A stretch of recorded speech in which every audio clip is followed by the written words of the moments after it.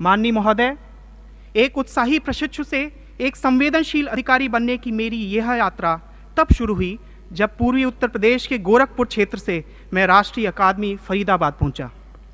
हालांकि अपने साथियों के संघर्षों और संकल्पनाओं की लंबी यात्राओं के सामने मुझे अपना संघर्ष कमतर ही लगता है, लेकिन मैं ये जरूर कह सकता हूँ कि मेरा बचपन भी उथल पुथल भरा रहा। कुछ पारिवारिक कारणों से मेरी माँ को अपने बच्चों को ननिहाल में रखना पड़ा, पर उन्होंने कठिन रास्ता चुना और अपने छोटे बच्चे को ननिहाल में छोड़कर इलाहाबाद प्रतियोगी परीक्षाओं की तैयारी करने चली गईं। वह जानती थीं कि अगर वह वित्तीय मामलों में आत्मनिर्भर रहेंगी तो अपना और अपने बच्चों के भविष्य का निर्णय ज़्यादा प्रभावी ढंग से कर पाएंगी। महोदय, यह वह समय था जब समाज में ऐसा करना एक महिला के लिए उतना आसान नहीं था, लेकिन भारत की ज़्यादातर मातृशक्ति की तरह वह भी सफल हुई और इस बात ने मेरे भीतर जन सेवा के बीज बो दिए। यही कारण रहा कि इंजीनियरिंग की पढ़ाई के बाद मैंने 2 वर्षों तक बिहार के नक्सल प्रभावित क्षेत्रों में प्रधानमंत्री ग्रामीण विकास फेलो के रूप में भी काम किया। वास्तव में इन अनुभवों ने मुझे समस्याओं को अलग अलग किंतु समावेशी आयामों से देखने का एक परिप्रेक्ष्य प्रदान किया है। महोदय, भारतीय राजस्व सेवा का यह बैच भारत की विविधता का प्रतिनिधित्व करता है। जब हमारे जम्मू कश्मीर का कोई साथी कन्याकुमारी के किसी बैचमेट से मिलता है तो मानो कश्मीर के केसर की महक कन्याकुमारी की सीपियों में भर गई हो।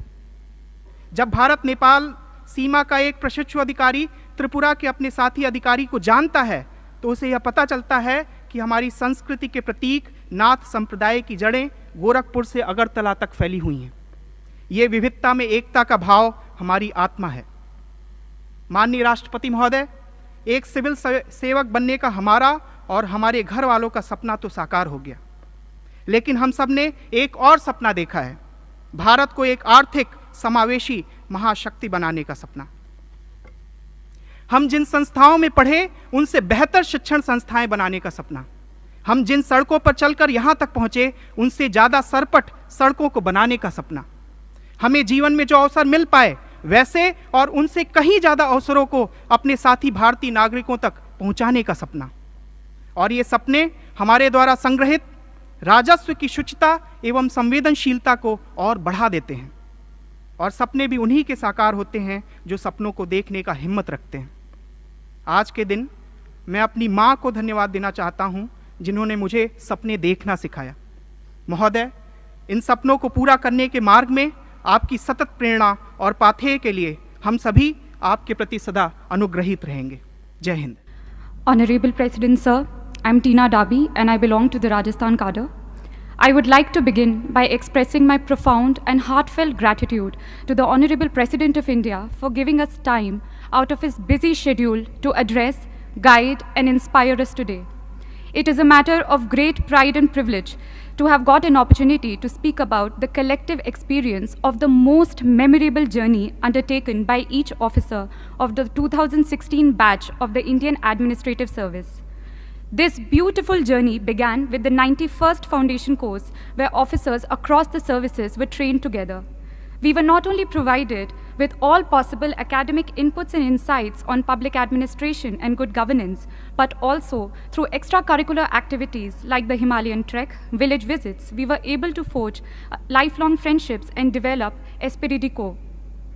Foundation course was succeeded by phase 1 of the IAS professional training. We got the priceless opportunity to travel across the length and breadth of the country. This Bharat Darshan enabled us not only to see India, but to feel India, to breathe India. On the academic side, classes were held on all subjects and matters that would come handy while executing the duties and responsibilities of an IAS officer.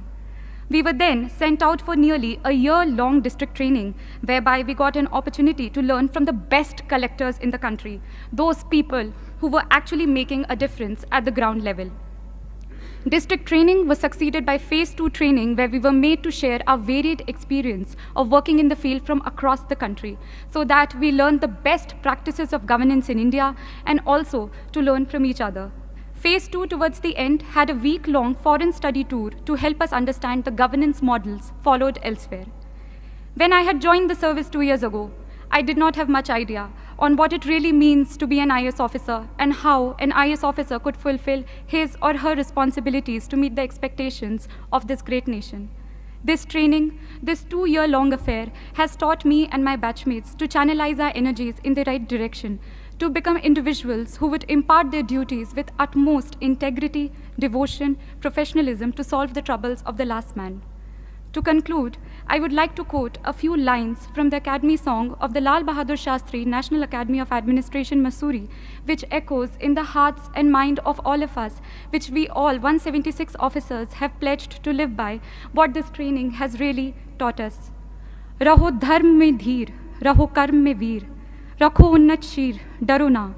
Be firm in your faith, be courageous in action, keep your head erect, fear not. Thank you. परम आदरणीय राष्ट्रपति महोदय एवं सभी उपस्थित महानुभावगण, विश्व के सबसे बड़े लोकतंत्र के प्रथम नागरिक के समक्ष और इस ऐतिहासिक दरबार हॉल में अपने अनुभवों व भावनाओं को व्यक्त करने का अवसर मिलना मेरे लिए अत्यंत ही गौरव और सम्मान का क्षण है। महोदय, मैं राजस्थान के सवाई माधोपुर जिले के एक छोटे से गांव बरनाला से संबंध रखती हूं, जहां लिंग अनुपात एवं महिला साक्षरता दर अभी भी चिंता का विषय है। महोदय, मैं न सिर्फ भारतीय राजस्व सेवा के 68वें बैच का अपितु देश और समाज के उस आधे हिस्से का भी प्रतिनिधित्व करती हूं, जिसे लड़की होने के कारण जन्म से लेकर मृत्यु तक विभिन्न चुनौतियों का सामना करना पड़ता है। वंश के उत्तराधिकारी की चाह में एक से अधिक हो गई लड़कियों को स्थानीय राजस्थानी खड़ी बोली में रामघणी और रामनरी जैसे नामों से नवाजा जाता है। उन्हें इसलिए नहीं पढ़ाया जाता ताकि दहेज के लिए रकम बचाई जा सके। महोदय, अपने गांव से प्रथम सिविल सेवक होने के बावजूद हमें समाज की गलत धारणाओं के उस दंश को भी झेलना पड़ता है, जिसमें सिविल सेवा में चयन के उपरांत भी हमें यह सुनने को मिलता है कि यदि गांव के किसी लड़के का चयन हुआ होता तो बात ही कुछ और होती। महोदय, मैं आभारी हूं उन सरकारी नीतियों की जिनके बूते आज मुझे एक गांव से राष्ट्रपति भवन के दरबार हॉल तक पहुंचने का अवसर मिला। मैं आभारी हूं अपने माता पिता की, जिन्होंने कभी हम भाई बहनों में भेदभाव नहीं किया, जिसके परिणाम स्वरूप आज हम तीनों बहनें आत्मनिर्भर बन सके हैं। महोदय, विभागीय दायित्वों से इतर राष्ट्र निर्माण के अपने कर्तव्य के तहत हमने अपने गांव के युवाओं का एक समूह बनाकर विद्यालयों में मूलभूत सुविधाएं उपलब्ध करवाने के साथ साथ करियर काउंसलिंग के माध्यम से विद्यार्थियों को एक नई दिशा देने के प्रयास प्रारंभ किए हैं। महोदय, राष्ट्रीय सीमा शुल्क एवं अप्रत्यक्ष कर अकादमी ने हम प्रशिक्षु अधिकारियों में न केवल तकनीकी कौशल अपितु नैतिक ज्ञान का बीज भी प्रत्यारोपित किया है। अकादमी ने आर हीरोज़ जैसे कार्यक्रम के माध्यम से विभाग के सत्यनिष्ठ एवं कर्तव्यनिष्ठ अधिकारियों से हमें रूबरू कराया है, जिससे कि हमें अपने दायित्वों का निर्वहन पूर्ण सत्यनिष्ठा एवं निष्पक्षता के साथ करने की प्रेरणा मिली है। महोदय, हम आपको विश्वास दिलाते हैं कि अकादमी द्वारा दिए गए प्रशिक्षण एवं देश सेवार्थ कर संचय की शपथ का पूर्ण निष्ठा के साथ पालन करेंगे और करदाताओं के लिए सेवा प्रदाता की भूमिका निभाते हुए राष्ट्र निर्माण में तन मन से अपना योगदान देंगे। जय Hind. Honorable President of India, I am Garima Singh from the Jharkhand cadre. Today I have received a unique opportunity to present before you a synopsis of the myriad range of experiences that we learn from in our 2 years of training as IS officers. Our alma mater, Lal Bahadur Shastri National Academy of Administration, imparted me with an extensive understanding of my duties as Deputy Commissioner, conducting free and fair elections, lectures by experts on issues plaguing the nation, and other avenues such as understanding my own psychological profile, media interaction, and leadership workshops. While Academy helped me in understanding the basics, the 1-year district training in Hazaribagh, Jharkhand helped me to get in touch with the actual issues at grassroots level. My experiences ranged from learning the working of multifarious departments of the district collectorate, the implementation and issues related to many central and state schemes as BDO, understanding the complex nature of revenue administration as circle officer, to making Hazaribagh 100% ODF under the Swachh Bharat Abhiyan. I also had an exciting opportunity to work as District Social Welfare Officer, during which we helped in the modernization of 40 Anganwadi centers. This created a sense of doing something worthwhile and meaningful. Since my interest lies in the sphere of social welfare and education, I am glad I now have a chance to work with the Department of School Education and Literacy. I hope these experiences shared by all my colleagues will help shape us into the well-rounded officers in the service of the nation.